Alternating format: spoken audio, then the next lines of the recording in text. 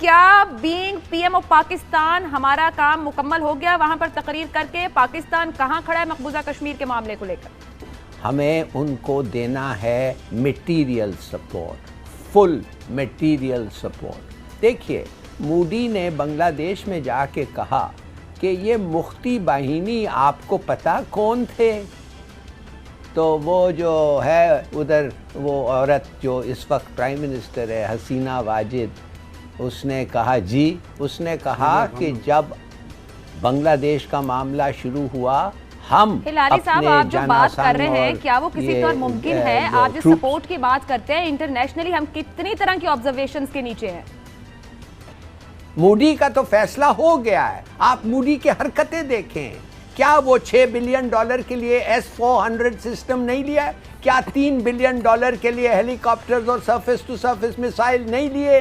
क्या फ्रांस से वो राफेल फाइटर्स नहीं लिया है? ये किसके लिए लड़ रहा है? आप समझते हैं ये चीन के खिलाफ? अमेरिका झूठ कह रहा है कि इसको हम चीन अगर अमेरिका इनको चीन के लड़ने के लिए हथियार दे रहे हैं, ये इसके हथियार हमारे खिलाफ होंगे।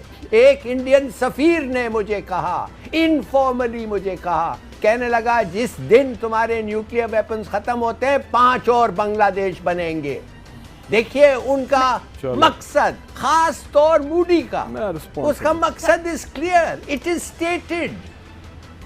मैं एक चीज यहाँ पे ऐड करना चाहूँगा कि जो हलाली साहब कह रहे हैं ना, it has a rational, there is a rational into it, कि हमने डिप्लोमेटिकली तो चीज़ कर दी।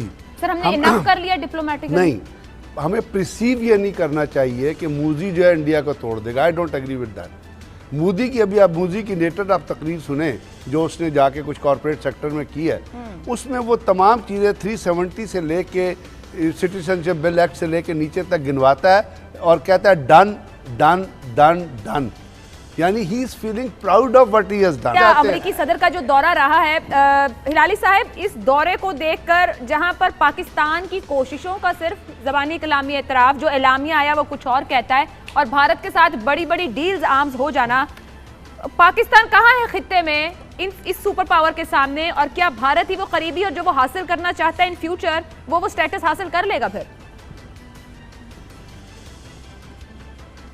इसका दौरा इतना नाकाम हुआ है from the point of view of Americans. Bernie Sanders ने आज कहा है कि इसका दौरा इतना नाकाम हुआ है कि जो मुसलमान मर रहे थे, मारे जा रहे थे, जब इसको पूछा गया कि आपका क्या कमेंट है, वो कहता है कि Modi is very tolerant of religion. देखिए, बात समझिए, ट्रंप और नेतन्याहू इसके जिगरी दोस्त हैं। उनका इसको क्या एडवाइस है? नेतन्याहू तो कह रहा है उसको बार बार, वो करो इनके साथ जो मैंने फलस्तीनियों के साथ किया है, और कोई तुम्हें छुएगा नहीं, कोई तुम्हें कुछ नहीं कर सकता। देख नहीं रही हो कि अरब भी लपक लपक के आ रहे हैं हमारे साथ बात करने के लिए, अरब मुसलमान।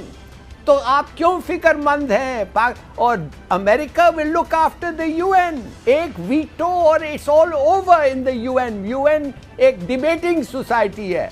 तो कहने की बात सिर्फ ये है, उसने और क्या कहा? कहता है कि पाकिस्तान को उन्होंने लिखवाया कि हक्कानीज के खिलाफ हो, हक्कानीज इंडिया के खिलाफ है, मगर मोदी ने ट्रंप को कहलवा के लिखाया है हक्कानीज का नाम लो और कहो कि वो दहशतगर्द। अच्छा, अगर वो दहशतगर्द हैं, वो तो आर्टिकल्स लिख रहे हैं भाई। न्यूयॉर्क टाइम्स में सिराजुद्दीन हक्कानी को इजाजत मिली है आर्टिकल लिखने। उसके साथ तो अमेरिकनों ने पीस एग्रीमेंट साइन किया है। उसके साथ आप बैठ के फ्यूचर गवर्नमेंट डिसाइड कर रहे हैं अफगानिस्तान, और पाकिस्तान को कह रहे हैं इनके खिलाफ एक्शन लो। ये आईसिस जो है, आईसिस तो एक इजरायली बैक्ड आइटम है। साहब, अफगानिस्तान का मामला जैसे अमेरिका हल कर रहा है, हमें आने वाले दिनों में कोई मुस्बत खबर देगा?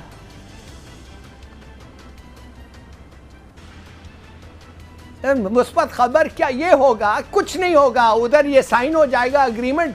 वो 5,000 लोग जो अमेरिका छोड़ के जा रहा है 5 बेसिस में, जो $13 बिलियन के लिए कंस्ट्रक्ट किया गया है, उन बेसिस के अंदर है क्या? आप मुझे बताएं। क्या आप समझते हैं उनके अंदर मशीन गन्स और हैं कि वो ऊपर नीचे हिंदू कुश में भागे और तालिबान को मारे और हक्कानियों को मारे? उन बेसिस में हेलीकॉप्टर्स हैं, स्पेशल ट्रूप्स हैं विद न्यूक्लियर एक्सपर्टीज। उनका काम यह होगा कि अगर जरूरत पड़े पाकिस्तान को जाके 80-90% हमारे न्यूक्स जिधर उनको पता है उनको डिसआर्म करें।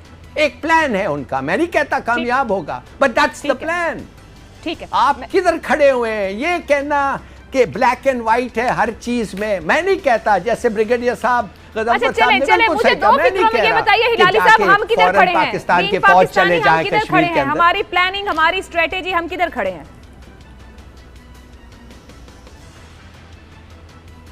देखिए, आप एक दफे जब आपको पता चला आपके दोस्त किधर हैं और दुश्मन किधर हैं, उसके बाद मुझे कहने की क्या जरूरत है?